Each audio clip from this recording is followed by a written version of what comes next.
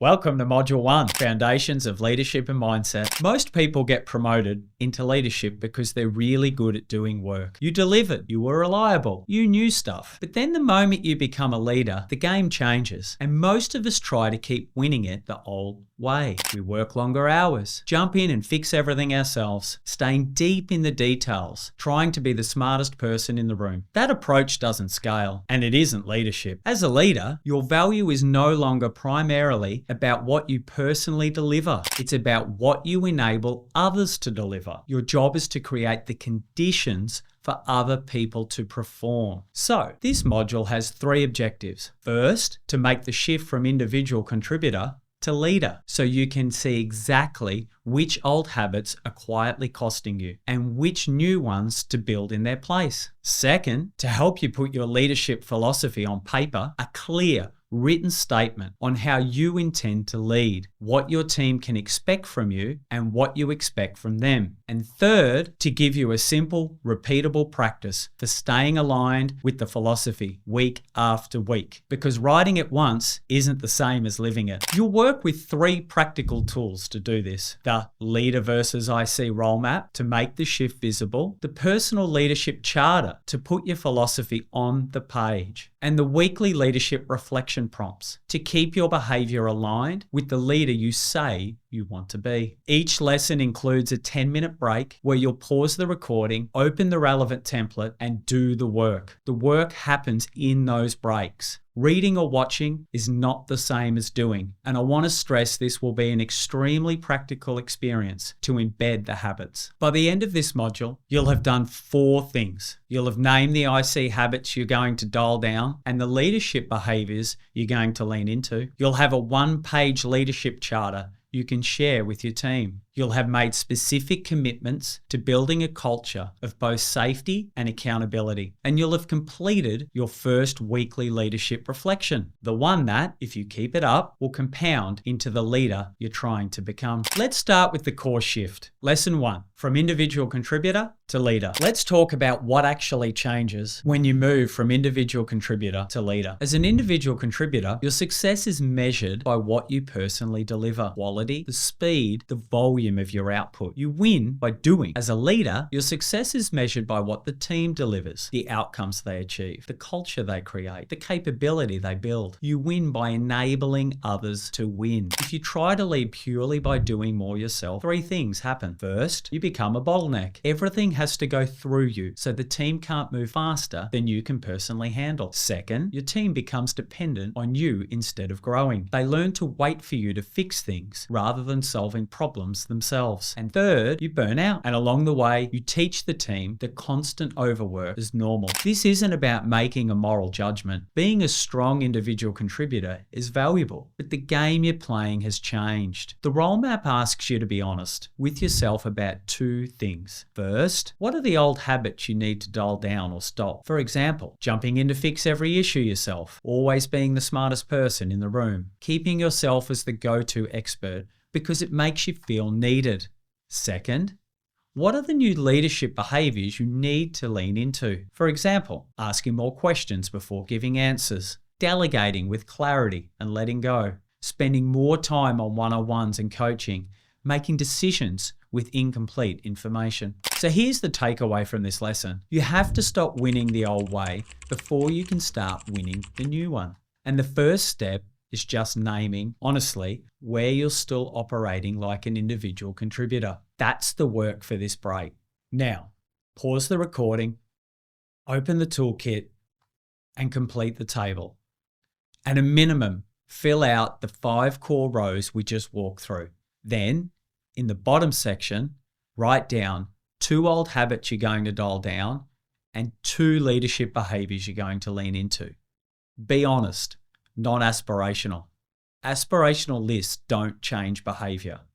Take 10 minutes, resume the recording when you're done. In the next lesson, we'll go deeper. We'll define your personal leadership charter, a clear written expression of how you intend to lead. See you there. Lesson 2, defining your personal leadership charter. Now that you've named the shift, let's define how you want to lead. Great leaders are clear, not just about what they want their team to do, but about how they themselves intend to show up. They have a leadership philosophy, even if it's not written down. The personal leadership charter is how you make that philosophy explicit. It's a one-page document that answers 4 questions. Why do I lead? What can people expect from me? What do I expect from them? And what are my non-negotiables? Now, you might be thinking, this feels formal. Do I really need to write it down? Yes, because when you write it down, 3 things happen. First, you get clearer. The act of writing forces you to think what you actually believe, not what sounds good. Second, you can share it. When you're explicit about how you intend to lead, your team knows what to expect, and you create accountability for yourself. And third, you can come back to it when things get hard. Leadership is messy. Having a written charter gives you something to anchor to. Open the personal leadership charter. Let's walk through each section so you know what we're aiming to do before you write. Section 1. My leadership purpose. Why do I lead? What's the point of me being in a leadership role? This isn't corporate mission. It's personal. It's yours. Here are some examples. I lead to build a team that does meaningful work, grows together, and delivers outstanding results. Or I lead to create clarity and momentum so good people can do their best work and feel proud of it.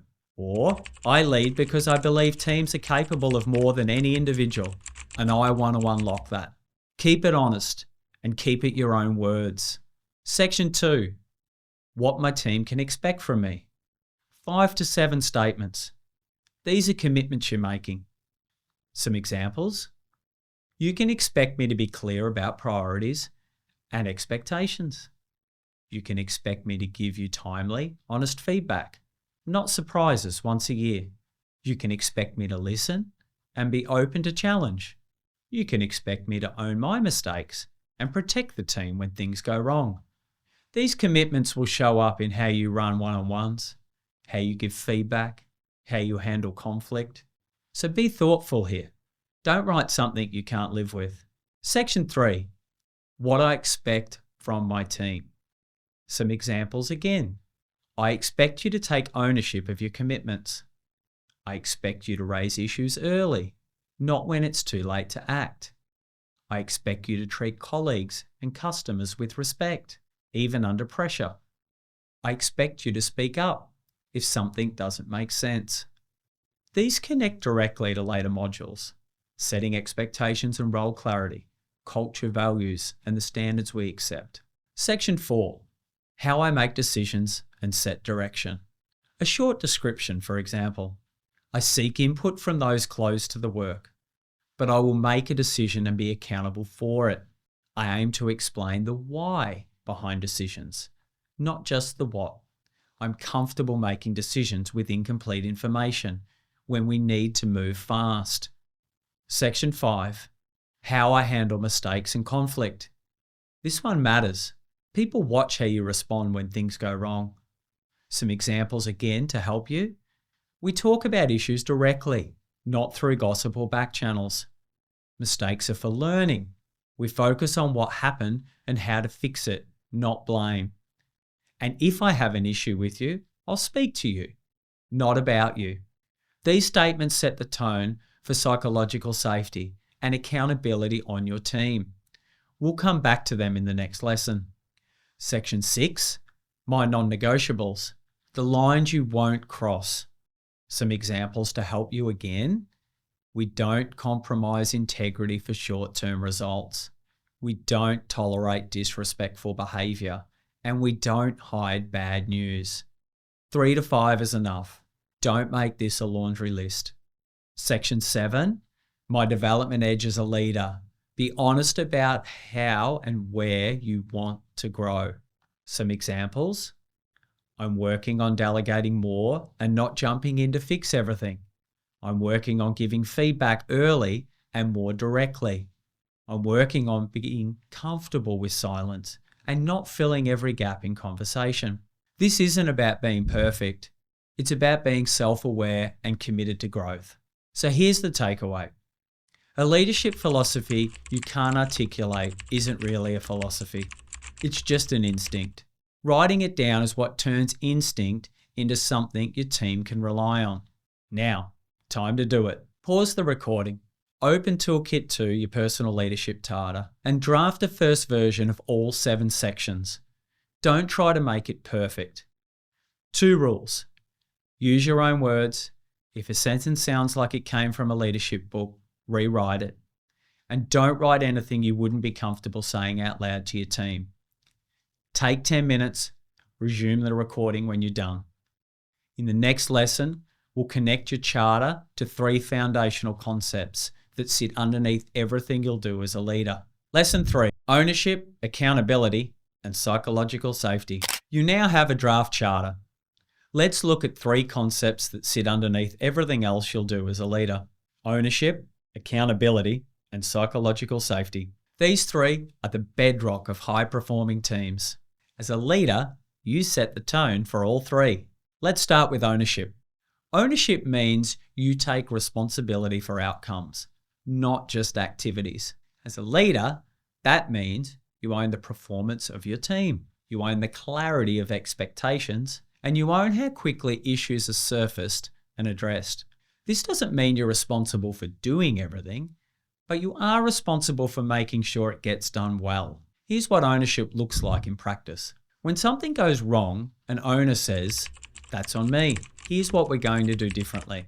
When something's unclear, an owner says, "I need to make this clearer for the team." When there's a gap, an owner says, "I'll figure out how to close it," not "That's not my job." Accountability. Accountability means people are held to clear standards and follow through on commitments. But here's what accountability is not. It is not blame. Blame asks, "Who can I fault?" Accountability asks, "What did we commit to? What happened? And what will we do about it?" Accountability is future focused. It's about learning and improving, not punishment. High accountability teams have clear expectations, regular check-ins, and consistent consequences. When someone says they'll do something, it gets done. And if it doesn't, that's addressed quickly and directly. Some leaders worry that holding people accountable will damage trust or make people feel micromanaged. The opposite is true. Low accountability damages trust, and more than high accountability does. Because when standards are inconsistent, your high performers get frustrated. They watch people not following through, and they wonder why they're working so hard. Done well, accountability builds trust. Which brings us to the 3rd concept, psychological safety. Psychological safety means people feel safe to speak up and ask questions. They admit mistakes and take responsibility for risk without fear of humiliation or disproportionate punishment. Here's where leaders sometimes get confused. They think psychological safety means being nice all the time, avoiding tough conversations, or lowering standards. It doesn't. Psychological safety is not about comfort. It's about creating an environment where people can be honest. High-performing teams have both safety and accountability. High psychological safety, people speak openly. They can raise concerns. They can say, "I don't know," or "I made a mistake." High accountability, standards are clear. People follow through and performance matters. High safety and low accountability get you a comfortable team that doesn't deliver. High accountability, low safety, it gets you a high stress, fear-based culture where people hide problems. What you want is both. So how do you build psychological safety as a leader? Well, through 4 behaviors. First, model vulnerability. Share your own mistakes. Say, "I got this wrong. Here's what I learned." Second, we reward people for raising bad news early. Thank them explicitly when they flag a risk or admit a problem. Third, ask questions instead of jumping to answers. When someone brings you a problem, ask, "What do you think we should do?" instead of immediately solving it for them. And fourth, we be consistent in how we respond to mistakes. If people can't predict whether you'll be calm or angry, they'll play it safe. They'll hide things. Now, think back to your personal leadership charter, specifically section 5 on how I handle mistakes and conflict. Those two sections are where the culture you build with your team actively lives. Vague language there means vague culture. Specific commitments there give your team and you something to hold yourself to. So here's the takeaway. The culture you get is the culture you model, not the one you announce. And the charter you drafted in the last lesson is where you make that modeling explicit. Take time to make it specific. Right. Let's pause the recording, open your personal leadership charter, go to section 5, how I handle mistakes and conflict, and add 2 specific behaviors you will commit to in order to build both safety and accountability. Some examples. When something goes wrong, I will focus first on understanding what happened, not on who to blame. I will share my own mistakes and what I learned from them at least once a month. And I will explicitly thank people for raising bad news early.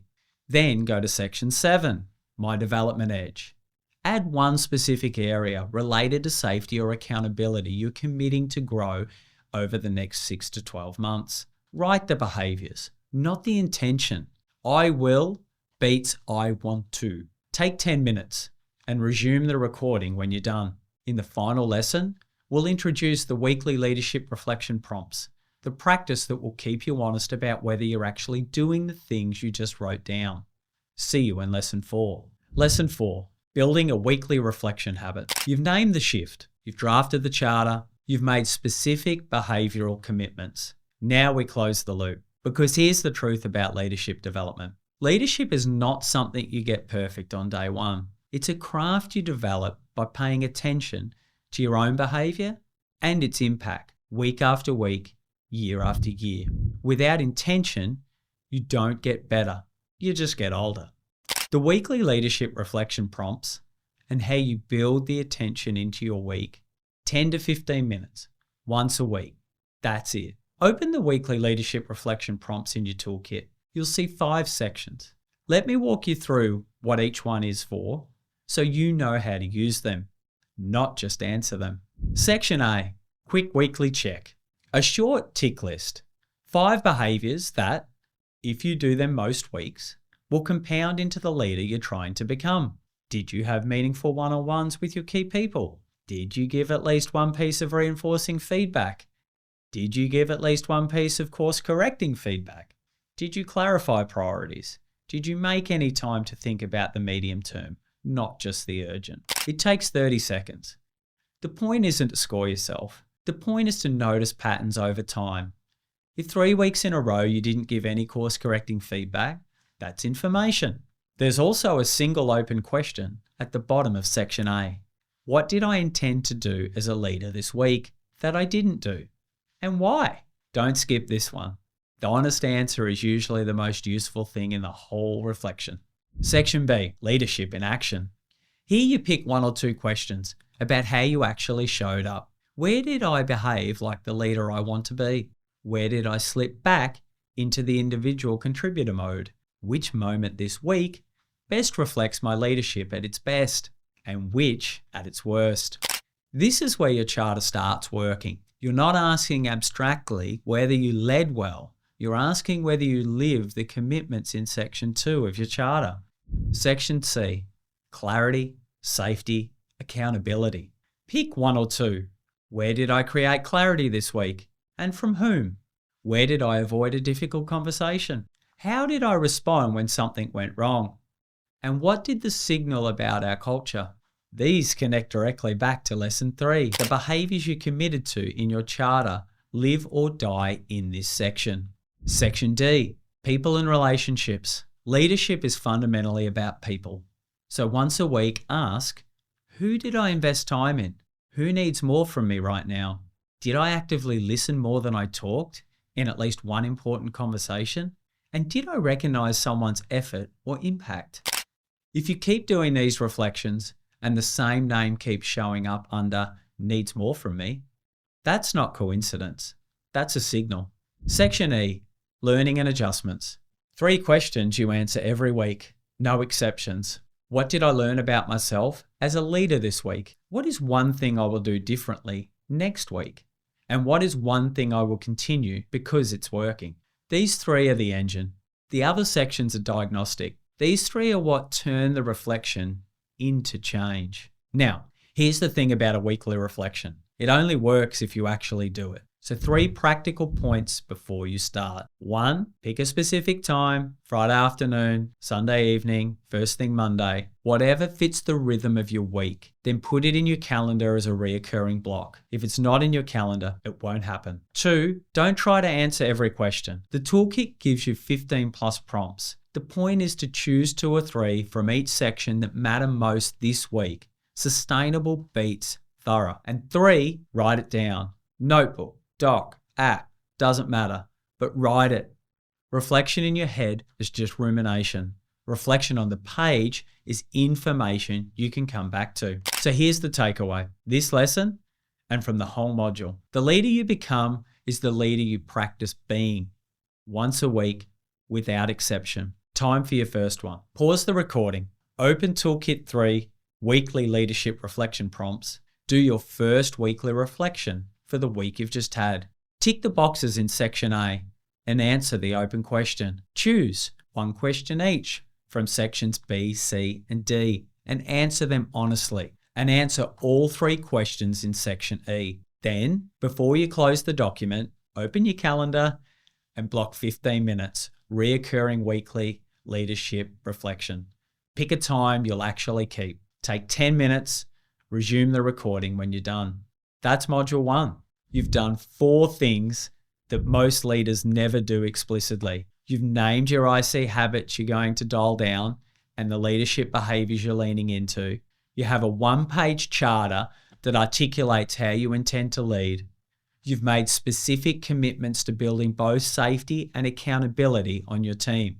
And you've started a weekly reflection practice that, if you keep it, will compound into real change. None of this is one and done. Come back to your role map in 3 months. Refine your charter as you learn. Do the reflection every week. The work happens in the practice, not in the watching. Reduce friction, schedule, and execute.